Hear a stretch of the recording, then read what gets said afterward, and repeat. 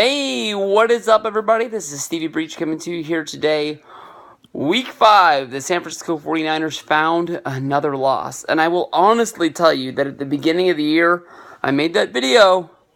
I know what I said is that I know the Niners aren't that good. I know we're not going to go, where we go the whole season and not get any wins.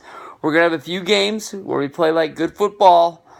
And I can honestly tell you that this is probably the third week in a row where we've played good football, and we should have won this game. I'm not going to come out and say that, that we should have a better record than we do.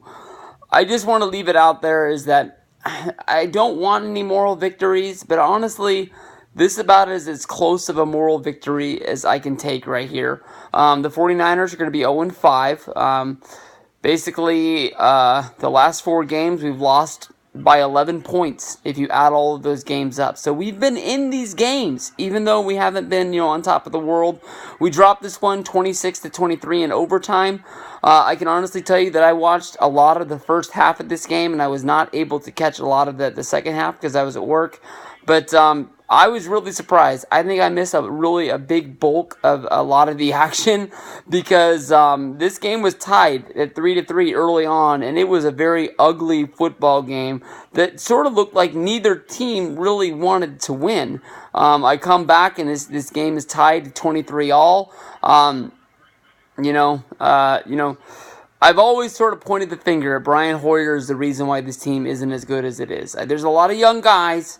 But I honestly feel like if we had a better quarterback, I'm not going to say that, we had to find a way to get Cousins to come here, or if we're waiting to find a quarterback next year, or maybe, could have called Colin Kaepernick to come. Hoyer is honestly a good quarterback for this football team. We know we're not going to win with him. We're going to win a few games, but he is not the answer for us to make the playoffs, not the answer for us to go farther in the playoffs.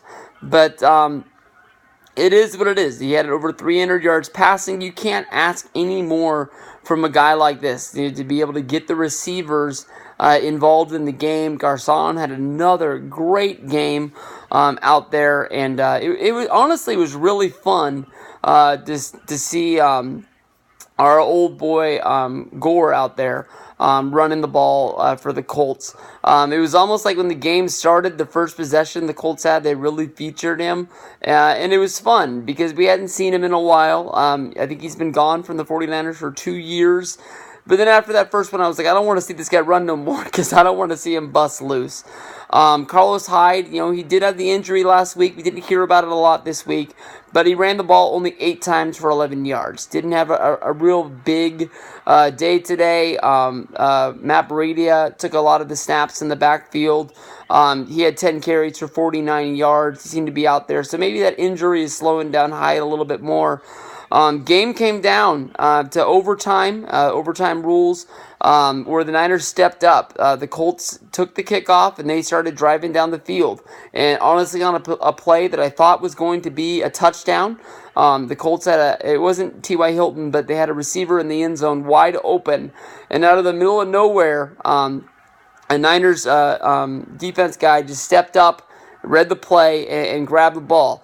Only thing is that once we got the ball in overtime, we were not able to do anything with it and gave it right back to them. We made some plays, but just weren't able to stop them. And the Colts were able to kick a field goal from about 50 yards to win the game. It wasn't that easy, but it is what it is. You can't win them all. We just need to start winning some of them, I guess.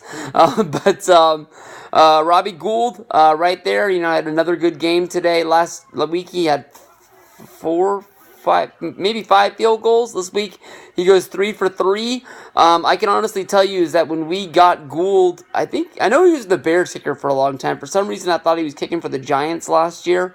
But one way or another he ended up here, and I can honestly say I threw my hands up like I don't want this guy. I know that Tampa Bay is having their problems. They've done what I've said that I wish the Niners would do for the last few years. Dawson was money, but when Dawson came from the Browns, I honestly thought that he was sort of rejected goods as well, and he was great for us. But to me, I think you want your kicker to know he's going to be around for a while. They're not all going to be Sebastian Janikowski, kicking for you for 12, 13 years, however many it's been, when he's kicking for the Raiders. But draft a good kicker in college and just know he's going to be around and he's going to be there. Don't take guys that, on their 12th, 13th year in the league, knowing they're only going to get you through one and then hopefully a second year. But Gould's been great. You can't go wrong, so I've been wrong with that. But Niners lose. We're 0-5. For anybody who doesn't pay attention to watching football, we're the laughing stock of the league. For anybody who's paid attention to these games, Colts fans, Seahawks fans, Cardinals fans, we got a lot of heart out there, and that's all you can ask from these guys.